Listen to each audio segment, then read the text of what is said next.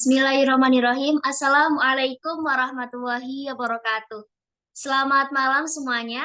Yang saya hormati Profesor Dr. Edi Cahyono MSI selaku dosen pengampu mata kuliah Kimia Organik Fisik dan juga pastinya teman-teman serombel yaitu Pendidikan Kimia 4A yang saya banggakan.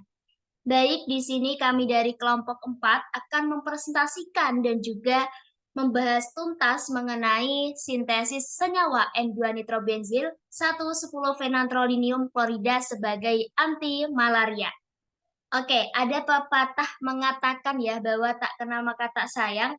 Oleh karena itu, izinkan kami dari kelompok 4 untuk memperkenalkan diri. Yang pertama di sini ada Zahra Septianingrum dengan NIM 43014210004. Kemudian juga ada saya, Rena Alia Pramestia dengan NIM 43014211017. Kemudian disusul ada Eza Alivia dengan NIM 43014211018. Dan juga yang terakhir ada Roja Maisha Rohmah dengan NIM 43014211016. Oke, untuk yang pertama akan dijelaskan oleh teman kita yaitu Zahra Septianingrum. Untuk Zahra saya persilahkan.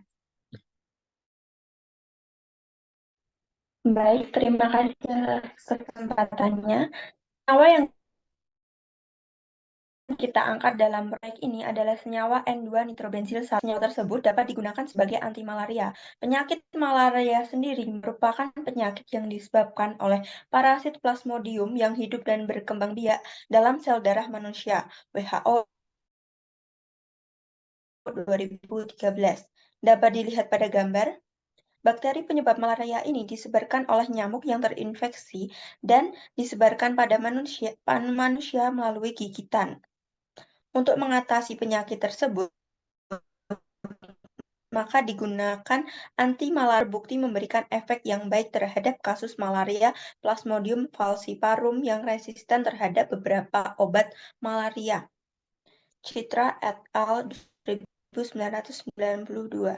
Golongan fenantren adalah senyawa hidrokarbon aromatis berbentuk polisiklik yang terdiri dari 3 gabungan cincin benzena. Substitusi atom nitrogen pada kerangka fenantren pada posisi 1 dan 10 memiliki aktivitas antiplasmodial yang paling baik dengan nilai IC 50 berkisar 2 μm terhadap strain Plasmodium falciparum, Yapi et al. 2000 dan Mustafa 2000. Gugus nitro merupakan gugus yang akan menyebabkan pengurangan negatif muatan bersih pada atom N1 sehingga akan meningkatkan kemampuan Mustafa et al. 2002. Senyawa N2-nitrobenzil 1,10-fenantrolinium klorida ini memiliki warna orange kekuningan yang dapat dilihat pada gambar setelah dilakukan pemurnian. Sebelum pemurnian warnanya lebih pekat. Nah, sekian. Selanjutnya saya akan dilanjutkan. Oke, teman-teman.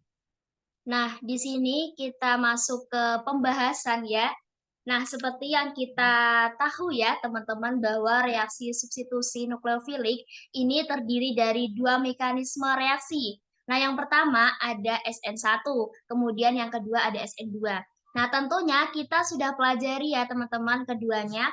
Nah, untuk mekanisme reaksi SN1 ialah suatu proses substitusi di mana prosesnya meliputi dua tahap. Nah, sedangkan untuk mekanisme reaksi SN2 hanya terdiri dari satu tahap. Nah, substitusi biomolekul melibatkan tumbukan nukleofil dengan karbon substrat yang mengandung gugus pergi. Nah, reaksi substitusi ini itu disebut sebagai reaksi SN2. Nah, senyawa yang kita pakai ya teman-teman itu adalah tadi sudah disebutkan di awal N2-nitrobenzil 1,10-fenantrolinium klorida yang nantinya itu akan disintesis melalui reaksi yaitu reaksi substitusi nukleofilik bimolekuler atau SN2. Nah, kita juga perlu tahu bahwa mekanisme reaksi SN2 ini sendiri ialah proses mekanisme yang dilakukan dalam satu tahap, di mana ketika ikatan pada gugus pergi mulai putus bersamaan dengan terbentuknya ikatan pada nukleofilik. Nah, pada mekanisme reaksi SN2 reaksinya itu akan lebih cepat ya teman-teman bila gugus alkil pada substrat itu berupa primer dan paling lambat bila berupa tersier. Nah, tadi kita sudah tahu ya bahwa reaksi SN2 itu adalah reaksi yang serempak. Jadi, di mana ketika ada suatu substrat metil halida, nah kita ambil contohnya di sini, kita eh, ilustrasikan dengan GP atau gugus pergi ya, atau living group yang bisa teman-teman lihat di PPT. Ketika suatu metil atau alkyl halida yang bentuknya itu primer bereaksi dengan SN2, maka reaksinya adalah reaksi yang serempak. Di mana ketika nukleofilik itu masuk ya teman-teman menyerang dari belakang, kemudian gugus perginya juga lepas pada saat yang sama. Kenapa nih teman-teman? Karena yang kita pelajari bahwa karbon itu kan hanya mampu mengikat 4 gugus atau ikatan ya yang dapat dibentuk dengan C. Jadi serangannya itu hanya ada pada serangan belakang atau pada serangan anti dengan gugus perginya. Yang nantinya menghasilkan suatu produk yang bisa teman-teman lihat pada yang dipanah itu ya, yang di bawah itu. Nah, jadi teman-teman, mekanisme SN2 ini mensyaratkan bahwa nukleofil menyerang substrat dari arah belakang sehingga substituen organik itu membalikkan konfigurasi reaksi atau suatu enantiomer S nantinya akan berubah menjadi enantiomer R. Nah, kita bisa sebut juga bahwa proses ini itu adalah inversi Walden. Kemudian ada fakta yang menarik teman-teman yang kita tahu bahwa mekanisme reaksi SN2 ini ternyata itu hanya sedikit dipengaruhi oleh kepolaran ya dari segi pelarutnya. Oke, next.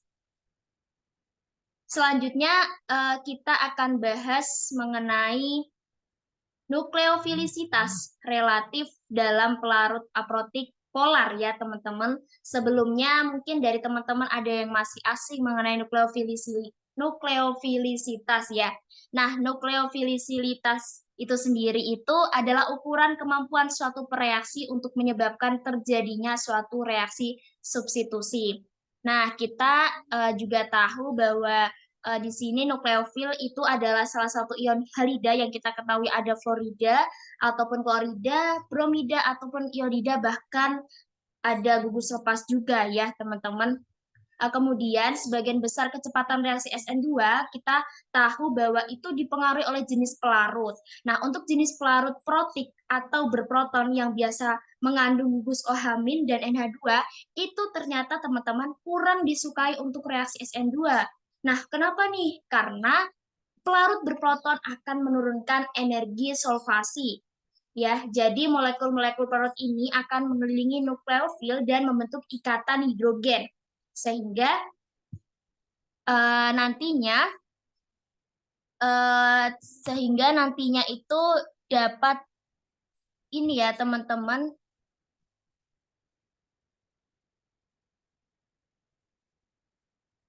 sehingga itu dapat membentuk ikatan hidrogen dan juga tadi bisa menstabilkan nukleofilnya dan juga yang pasti poinnya di sini dia akan memperlambat SN2.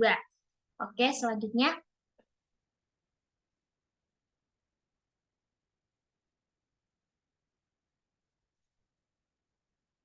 Bisa teman-teman lihat pada gambar juga tadi ya, bahwasannya itu ada kayak garis gitu dari golongan 7A seperti itu ya, panahnya mengarah ke kanan gitu. Jadi fluor itu yang paling besar gitu. Oke, kita bahas selanjutnya. Yang perlu kita garis bawahi teman-teman bahwa reaksi SN2 ini akan berlangsung baik jika menggunakan pelarut polar aprotik atau pelarut polar yang tidak mengandung gugus OH- dan juga NH2. Nah, yang kita pakai di sini itu adalah pelarut aseton, di mana pelarut aseton yang kita pakai ini akan menaikkan kecepatan reaksi SN2 dengan cara menaikkan energi molekulnya. Pelarut polar aprotik itu ternyata memiliki momen dipol yang sangat besar dan dapat melarutkan spesies bermuatan positif dari kutub negatif yang dimilikinya. Nah, selain itu, teman-teman perlu tahu juga bahwa pelarut aprotik memiliki polaritas yang sangat besar ya, sehingga dapat mensolvasi garam-garam dan cenderung untuk mensolvasi kation dari anion logam nukleofilnya. Jadi hal ini mengakibatkan anion-anion menjadi tidak tersolvasi dan untuk energi nukleofilnya tentunya naik ya. Nah, contoh pelarut aseton atau pelarut dari protik polar yang kita pakai selain pelarut aseton, ini ada pelarut etil asetat, kemudian ada pelarut diklorometan dan lain sebagainya yang pasti masih banyak ya. Untuk struktur aseton bisa teman-teman lihat pada PPT ya. Nah, oke sekian ya. Semoga bisa menjawab permasalahan yang ada karena kemarin sempat ada masalah terkait dengan pelarut aseton ini ya. Apakah itu SN1 atau SN2? Nah, semoga bisa menjawab. Oke, selanjutnya akan dijelaskan oleh Eiza Alifia. Untuk Eiza, saya persilahkan. Baik, selanjutnya kita akan membahas mengenai mekanisme reaksi SN2 pada sintesis senyawa N2-nitrobenzil 110 phenantrolinium klorida. Senyawa ini disintesis melalui reaksi substitusi nukleofilik bimolekuler karena melibatkan dua partikel yaitu nukleofil dan substrat pada keadaan transisinya. Substrat yang digunakan yaitu senyawa 2-nitrobenzil klorida yang memiliki leaving group berupa gugus klorida, sedangkan senyawa 110 phenantrolin monohidrat berperan sebagai senyawa nukleofil karena memiliki pasangan elektron bebas pada atom nitrogen. Pada sintesis senyawa ini, serangan nukleofil terjadi pada substrat primer. Untuk mekanismenya, nukleofil menyerang substrat dari arah belakang yang berlawanan dengan pelepasan gugus pergi. Seperti yang ditunjukkan oleh anak panah yang melengkung ini ya teman-teman. Bila nukleofil menabrak sisi belakang suatu atom karbon yang terikat pada sebuah halogen, maka akan terjadi dua peristiwa sekaligus, yaitu terbentuknya ikatan pada nukleofil dan pemutusan ikatan pada gugus pergi. Proses ini dinamakan sebagai keadaan transisi, di mana pada keadaan ini memiliki energi potensial yang cukup tinggi. Setelah gugus klorida terlepas, maka terbentuk produk berupa senyawa N2-nitrobenzil 110 phenantrolinium klorida. Sintesis dilakukan menggunakan pelarut aseton selama 11 jam, yang merupakan pelarut polar aprotik. Pelarut ini berfungsi untuk melarutkan nukleofil. Sintesis ini juga dilakukan pada suhu sekitar 55 derajat Celcius. Reaksi SN2 terjadi pada suhu rendah karena suhu rendah dapat menurunkan kecepatan reaksi samping seperti reaksi eliminasi yang sering bersaing dengan reaksi SN2, sehingga dengan digunakan suhu yang rendah dapat meningkatkan efektivitas reaksi SN2. Next slide. Nah, dari hasil produk yang dihasilkan menggambarkan bahwa senyawa 110 phenantrolin yang berperan sebagai nukleofil hanya mampu mengikat satu molekul 2-nitrobenzil klorida pada salah satu atom nitrogen. Posisi N1 dan N10 pada senyawa 110 phenantrolin monohidrat yang berdekatan mengakibatkan hambatan sferik, sehingga hanya satu atom nitrogen yang dapat mengikat 2-nitrobenzil klorida. Demikian pembahasan dari saya, selanjutnya akan disampaikan oleh Roger. Selanjutnya adalah permodelan dari sintesis senyawa N2-nitrobenzil 1,10 phenantrolinium klorida secara reaksi SN2. Kalau tadi yang dijelaskan Eiza adalah bentuk dari dua dimensinya, maka sekarang adalah bentuk dari tiga dimensinya.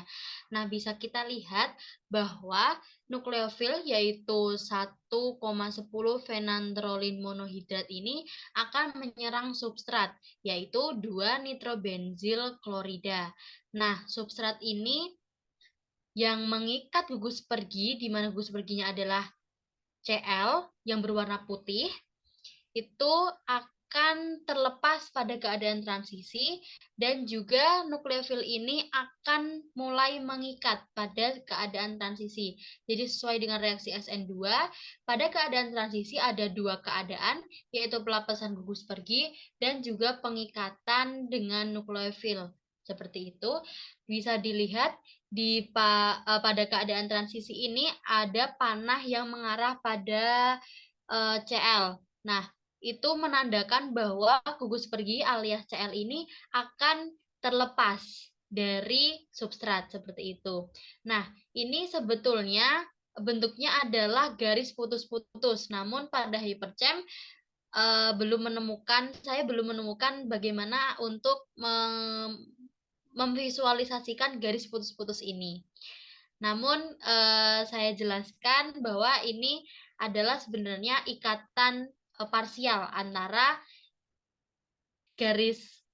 pelepasan gugus pergi dan juga pengikatan nukleofil. Nah, kemudian dari keadaan transisi ini akan membentuk produk pada slide selanjutnya.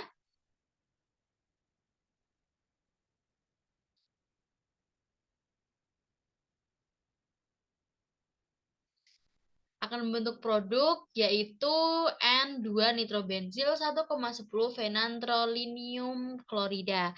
Nah, di sini bisa dilihat bahwa produk dari reaksi ini akan menghasilkan produk yang saya sebutkan tadi dan juga gugus pergi yang telah terlepas dari reaktan atau substrat seperti itu.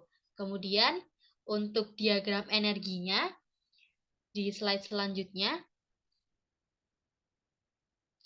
Nah, seperti yang dikatakan oleh Eiza tadi bahwa keadaan transisi memiliki energi potensial yang lebih tinggi daripada substratnya. Nah, di sini terbukti bahwa energi potensial di keadaan transisi memiliki tingkat energi yang lebih tinggi daripada substratnya, di mana pada saat substrat atau reaktan belum bereaksi memiliki energi potensial 30,441790 kilokalori per mol.